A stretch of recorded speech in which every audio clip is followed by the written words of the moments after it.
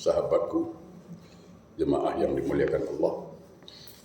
Kaji kita sambung dari kitab At-Tazkirah karangan Imam Qurtubi, di mana bila manusia itu sudah tak kenal dengan sesama dia, dah tak kenal dengan bapa, dah tak kenal kakak, dah tak kenal adik, dan bila batas taubat itu diterima. Itu dulu pembahasan kita, insya-Allah. Ya.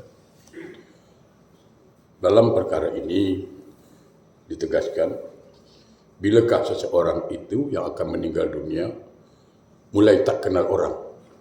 Saya jelaskan sedikit, biar agak sedikit kita mengerti Islam itu indah. Dalam ajaran Islam, bila ada orang melahirkan, jadi anjurkan untuk apa? Azan. Kan? Bila melahirkan ada anak baru lahir, maka disunahkan azan. Kenapa? Karena menurut dokter pun diakui, organ yang pertama sekali, organ tubuh maksudnya, yang pertama sekali berfungsi itu telinga. Itu telinga. Dan perhatikan betul-betul, sekencang apapun tangisan anak itu, sekuat apapun tangisannya, bila suara azan sudah berkumandang, dia pasti diam. Pernah dengar tak? Anak diazankan makin kuat menangis. Belum. Dia diam. Kenapa diam?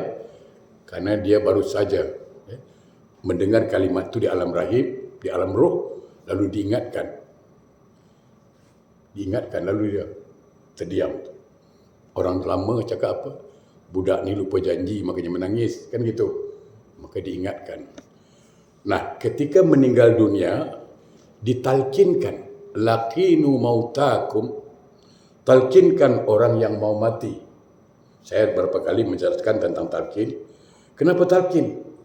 Karena yang terakhir berfungsi juga telinga. Mata dah tak nampak, kaki dah tak boleh gerak, tangan dah tak boleh gerak, tapi telinga boleh dengar.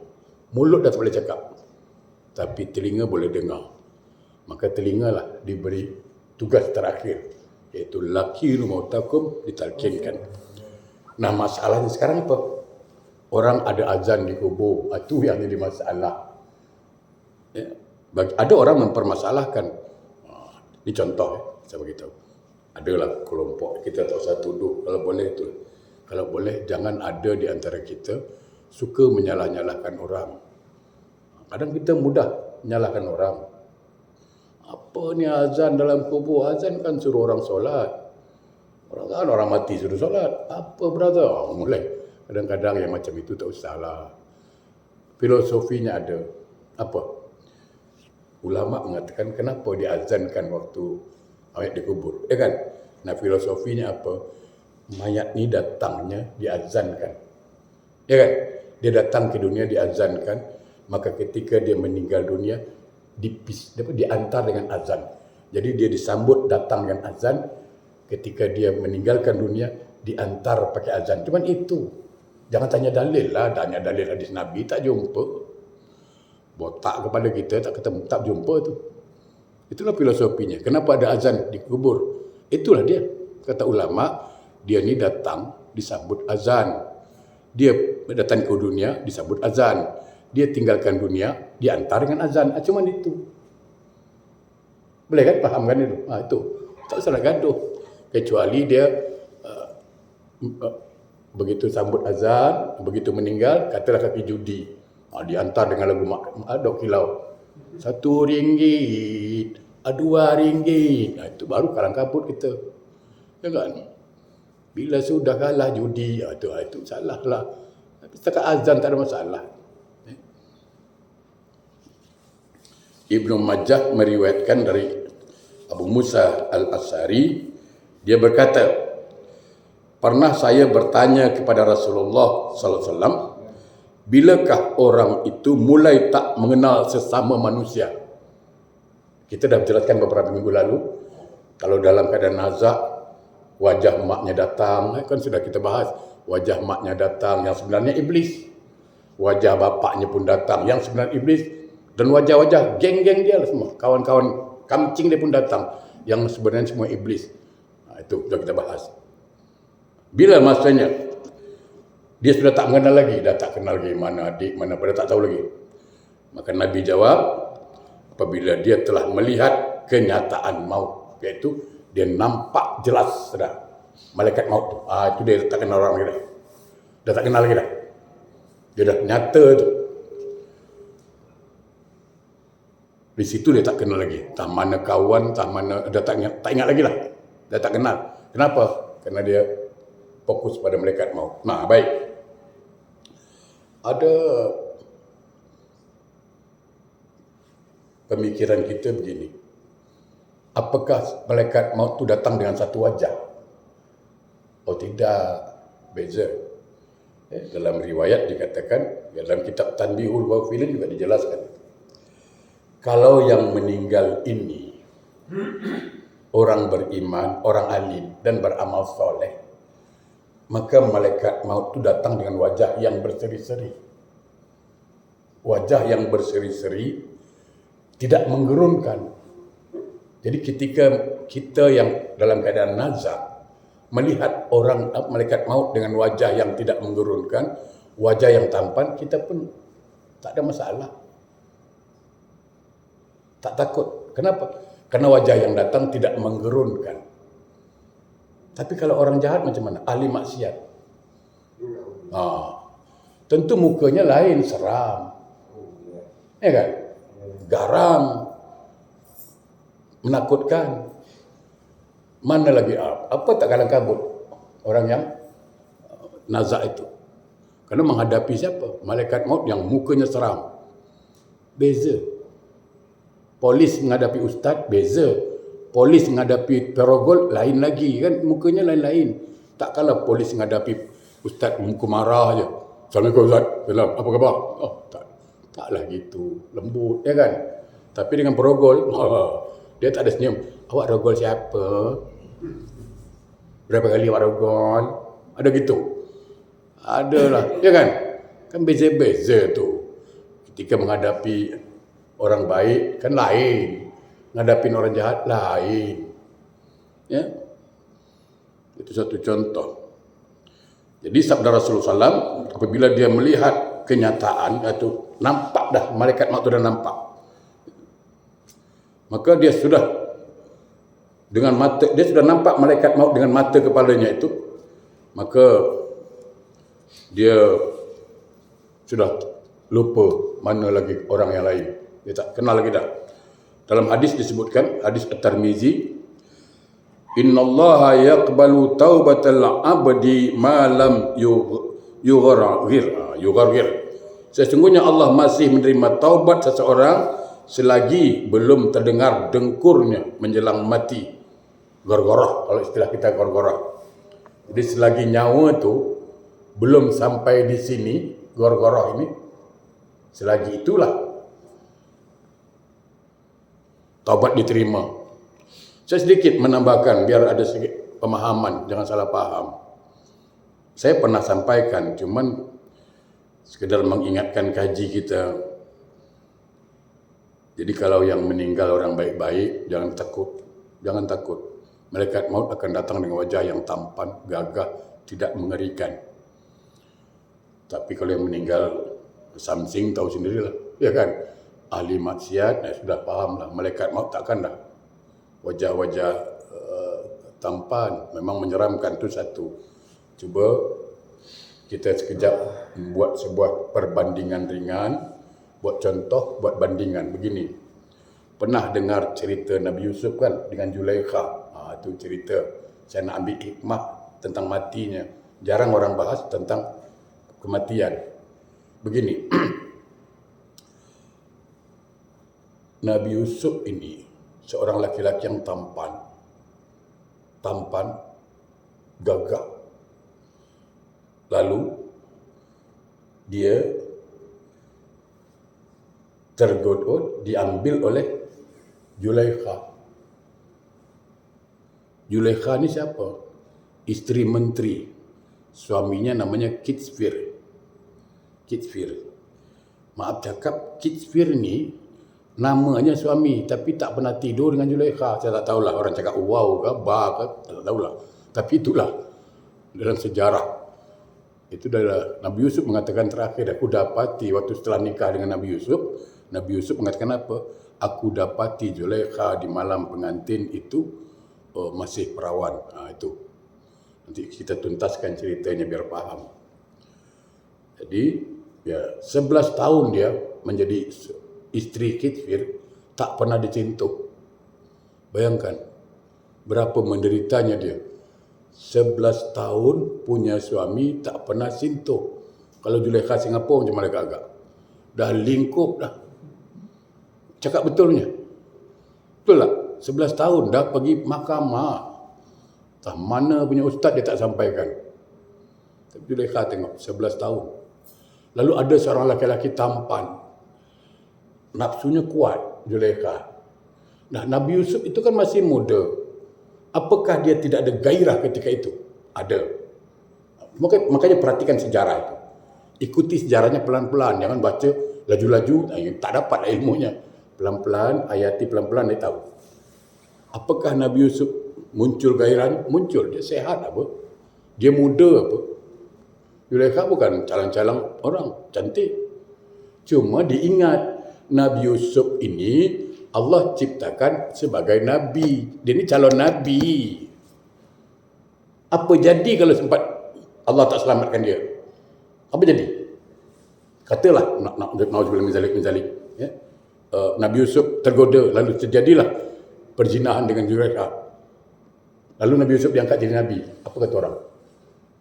Saya nak tanya dulu. Orang cakap apa? Sedangkan Nabi pernah zina apa? Kan dah kacau lagi. Tidak. Ingat, Nabi Yusuf itu Allah ciptakan sebagai Nabi, dipersiapkan sebagai Nabi.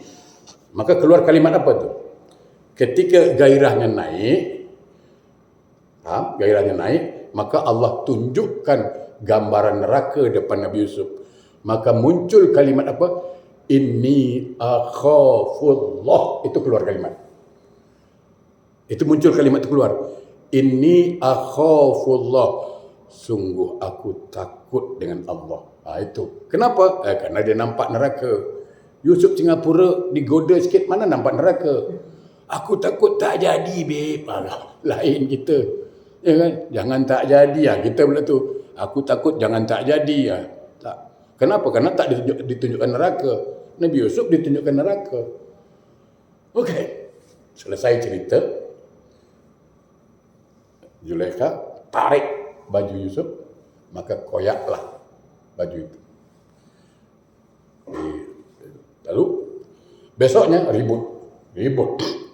Semua orang ribut. Biasalah kalau ada kaum perempuan turun tangan, faham je lah. Kita ni kalau kirim duit, insya-Allah takkan pernah bertambah. Tapi kalau kirim cakap, pasti tambah.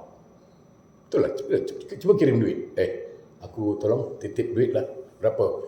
$50. Tolong kasihkan dengan si Anu. Kalau jumpa nanti. Takkan bertambah $50. Percayalah. Kurang mau, tambah tidak. Tak, betul. Tapi kalau kirim cakap, pasti bertambah. Aku dengar Cik Mat tu kena bisul lah.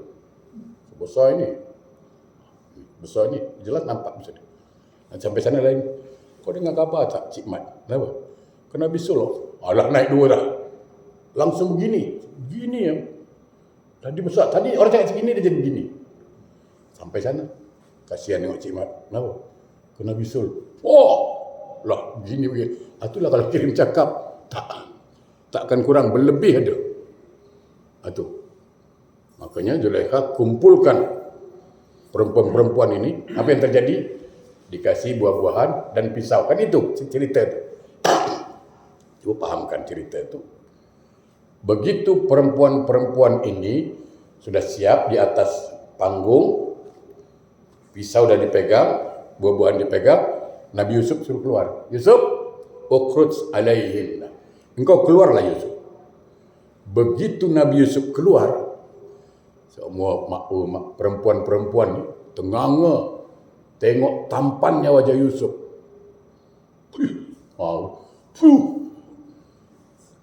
Tak sadar. dia sedang potong jari atau potong mangga. Dalam sejarah, terpotonglah jari-jari perempuan itu. Tidak ada satu perempuan pun yang menjadi kesakitan. Betul? Secara akal sehat, masuk tak di akal, potong jari tak sakit. Cuba dulu, pikirkan baik-baik. Ya kan? Ini akal sehat yang jawab. Potong jari itu sakit tidak? Don't try at home. Gitu kan? Jangan buat hal. Pasti sakit. Tapi dalam riwayat, dalam sejarah, dikatakan tidak ada perempuan yang menjerit. Kenapa? Karena terlalu asik melihat wajah Nabi Yusuf. Artinya, kenikmatan itu boleh mengalahkan penderitaan. Itu maksudnya. Paham kan? Nah, sama. Mati itu sakit tak? Oh, sakit. Siapa cakap mati tak sakit? Tapi karena kita terlalu asik melihat tampannya malaikat maut. Nah, lain kan? Karena terlalu asik melihat tampannya malaikat maut, sehingga nyawa dicabut tak terasa. Itu maksud saya cerita. Boleh fahamkan itu? Senang. Baik. Kita selesaikan cerita Nabi Yusuf ni. Supaya selesai. Saya minum dulu. Kalau ceritanya stop sampai di sana, jelas yang salah siapa? Zulaikha. Ingat, Zulaikha itu terakhir menjadi wali Allah. Jadi kalau stop cerita saya di sana, dah tak ada endingnya kan? Zulaikha salah, tak. Cerita itu berlanjut. Nabi Yusuf akhirnya menjadi raja. Sementara Zulaikha menyadari kesalahannya. Dia sudah bawa diri. Uzlah, apa istilah sekarang? Ijrah kata orang sekarang. Bawa dirilah. Dia menyesali akan dosa-dosanya. Dia menangis akan dosa-dosanya. Sehingga buta mata dia. Kan terakhir buta matanya Zulaikha. Okey. Nah, pada satu hari, dia dapat tahu ada raja yang nak berkunjung ke tempat itu. Tempat itu tak jauh dari tempat Zulaikha. Zulaikha dapat tahu ada raja yang tampan gagah akan datang ke sini untuk melihat kampung ni lah. Maka Zulaikha minta diantarkan di situ. Walaupun aku tak boleh lihat wajah Yusuf, tapi mendengar suaranya pun dah jadilah. Gitulah. Orang kalau dah rindu kan, beratlah. Akhirnya Zulaikha tunggulah. Begitu Nabi Yusuf sampai berdiri, dia sedang bercakap, Zulaikha panggil Yusuf.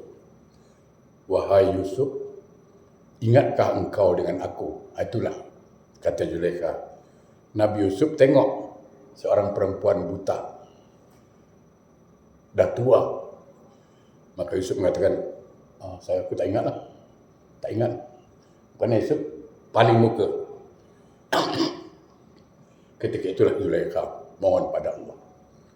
Kembalikanlah wajahnya seperti mana dan nampakkan kebesaranmu. Nabi Yusuf tengok sekali lagi, terkejut. Kata orang Melayu apa? Terkejut sakan lah. Zulaikha. Gitulah. Oh ya. Gitu. Lama tak jumpa lu loh. Gitulah lebih kurang. Zulaikha.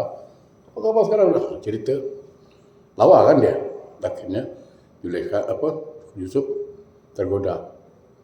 Tampan dan Allah gerakkan hati Yusuf untuk meminang Zulaikha. Nah, akhirnya terjadilah pernikahan. Kan last endingnya kan dia nikah dengan Zulaikha.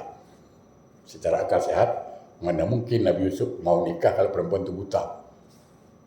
Mana ada nafsu dia? Muda lagi apa? Allah robah wajah Zulaikha itu jadi cantik macam dulu lah. Apa terjadi? Zulaikha kan dah wali Allah, zikir Allah. Nabi Yusuf dah standby kat bilik. Sekejap tengok. Alah, zikir lagi dulu sibuk. Sekarang aku tunggu dia pula lambat. Nah, gitulah. Ini jenis drama dia gitulah. Tunggu punya tunggu. Tengok lagi. Alamak. Bila nak siap lah. Zulaikha si berzikir. Rasa dah lama dah. Nabi Yusuf, ini tak boleh tahan ni. Tengok, belum siap lagi Zulaikha. Akhirnya Nabi Yusuf mendatangi Zulaikha, dia tarik bajunya. Dulu sibuk. Apa sekarang kau jual mahal pula? koyak bajunya. Maka Julaim mengatakan, itulah yang kuharapkan. Dulu aku tarik engkau, koyak baju engkau. Sekarang kau yang tarik baju aku, koyak, draw, slow. Okay, relax brother relax. Tak ada hina, tak ada. Sama-sama. Aku pernah tarik engkau, koyak. Engkau sekarang tarik aku, koyak. Selesai masalah. Tak ada. Kan selesai kan? Itu cerita dia.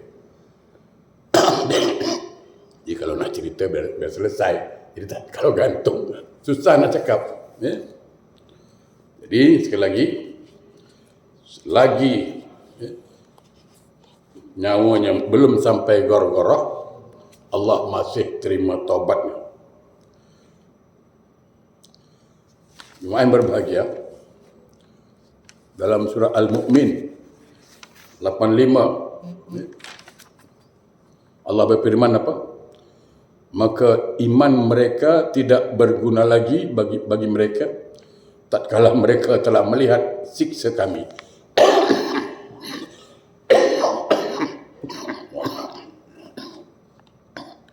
Dalam surah An-Nisa ayat 18. A'udzubillahi minasyaitonir rajim. Walaisatit taubatu lillazina ya'maluna as-sayyi'ati hatta idza hadara ahadahumul mautu qala inni tubtul an. Dan tidaklah taubat itu diterima Allah dan orang-orang yang mengerjakan kejahatan hingga apabila datang ajal pada seorang diri mereka, barulah dia mengatakan, sungguhnya saya bertaubat sekarang. Okay. Fir'aun itu taubat dia, endingnya taubat dia. Cuman sudah nyawanya di atas ini, dah terpaksa, dah tak ada jalan lain. Nah, itu taubat tak terima lah, terpaksa. Nah sekarang begini, kita gunakan akal sehat. Saya badan kurang sehat juga nih. Aku gunakan akal sehat karena badan saya kurang sehat. Okey. Dalam sejarah dan kita faham, dua makhluk Allah ini keluar dari surga. Satu iblis, satu Adam. Sejarah. Dua-dua bersalah. Nabi Adam salahnya apa? Tamak. Kalau ikut dari cerita tu dia tamak. Kenapa? Karena semua fasiliti surga Allah berikan.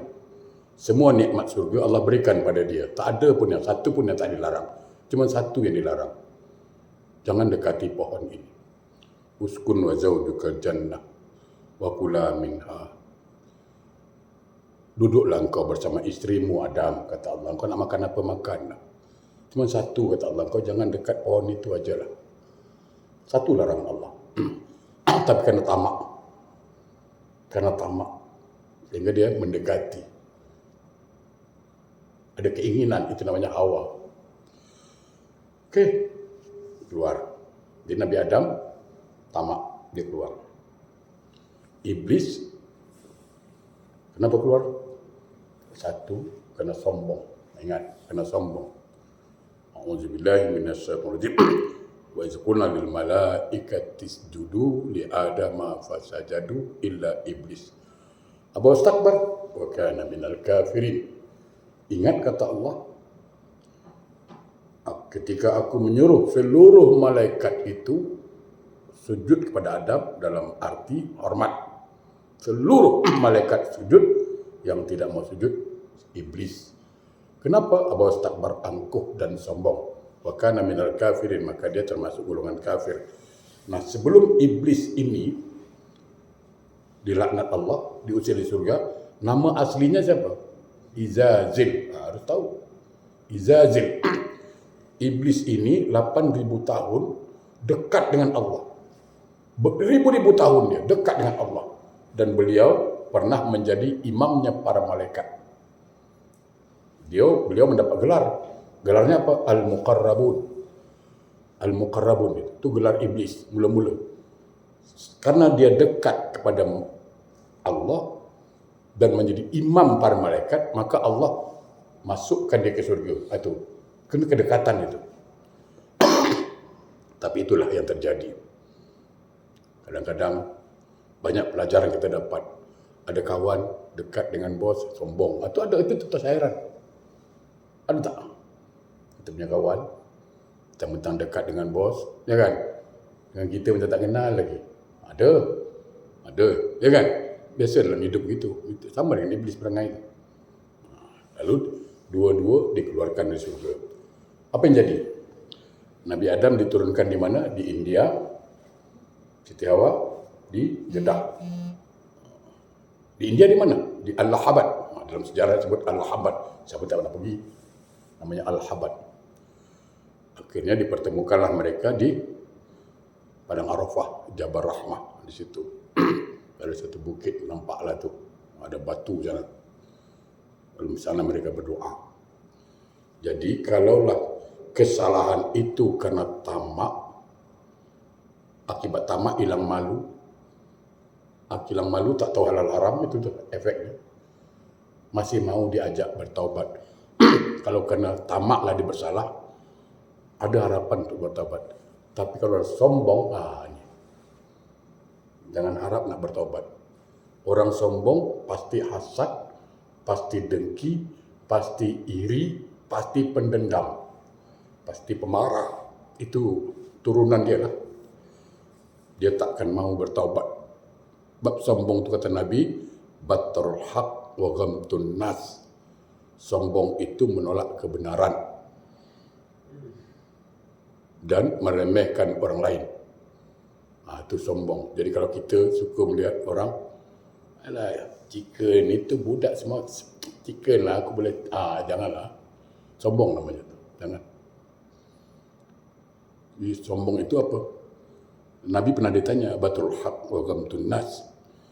Sombong itu menolak kebenaran dan suka meremehkan orang lain. Dia kalau dinasihati, tersinggung. Contoh. Ini contoh je lah. Tuan Haji bawa cucu pergi solat Jumaat kat sini. Taruh bekang. Sini taruh. Tiba-tiba nanti ada orang beritahu. Boleh tak budak ni? Kalau sudah sana sikit. Boleh tak? Boleh. Cara dia menyampaikan itu. Betul yang disampaikannya. Tuan Haji, tak maaf tak maaf betul-betul. Apa dia?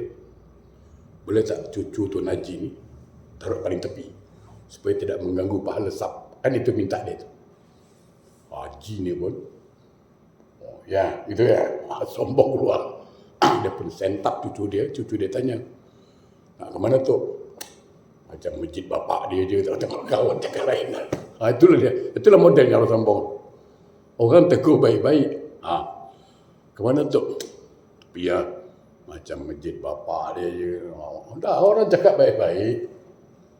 Haji tolong tepi supaya sab tak terganggu. Kan?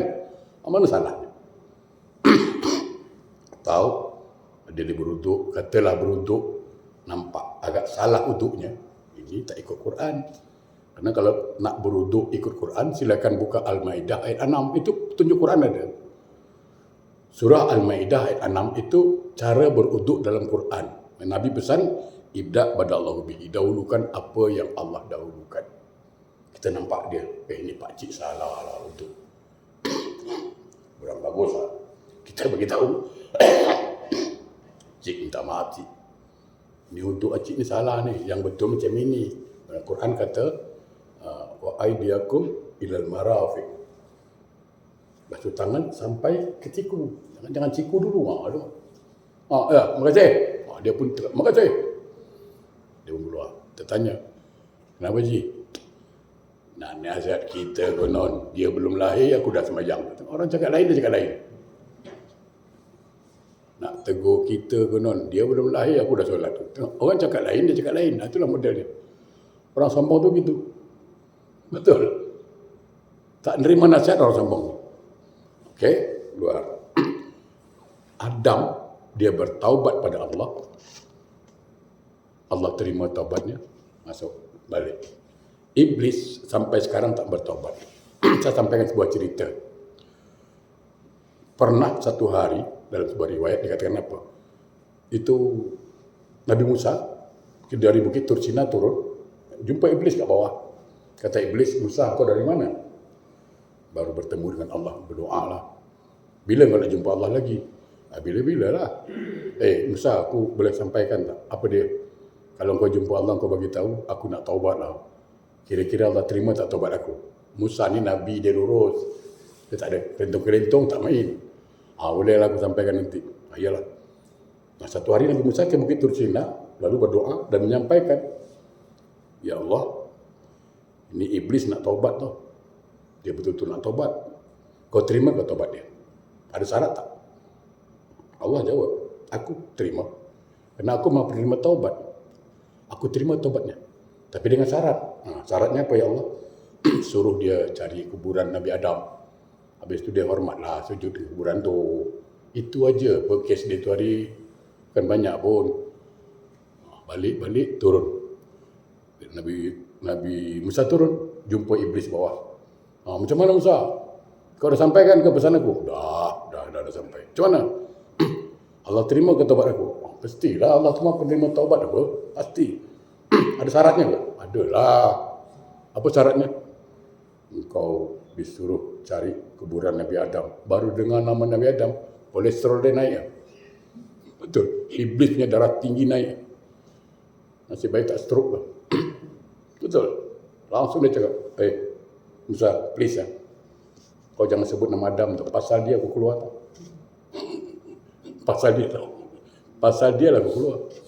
Tolong aku dengar nama dia pun tak nak muntah tau. Kan ada kawan-kawan kan itu kan. Aku dengar nama dia pun muntah. Sedangkan waktu hidup dia aku tak nak sujud, kena mati pun nak suruh juga.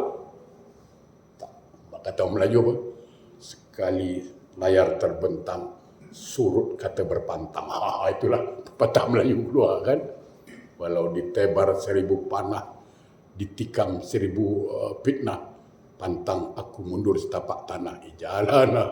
Itulah modelnya. Sedangkan waktu hidupnya pun aku tak hormat. Apalagi dah mati. Tidaklah. Itu iblis degil. Sampai sekarang. Itu. Baik. Jadi taubat ini hukumnya apa? Wajib. Karena semua orang pasti bersalah. Kulun nas kata at-taubat. Saya kira itu dulu, insyaAllah kita jumpa. Sabtu depan kita ada ratib. Jadi kita jumpa nanti selepas Sabtu depan lah. Lebih kurang dalam 7 hari bulan atau 6 hari bulan ya. Agustus insyaAllah. Salam, kita doa dulu.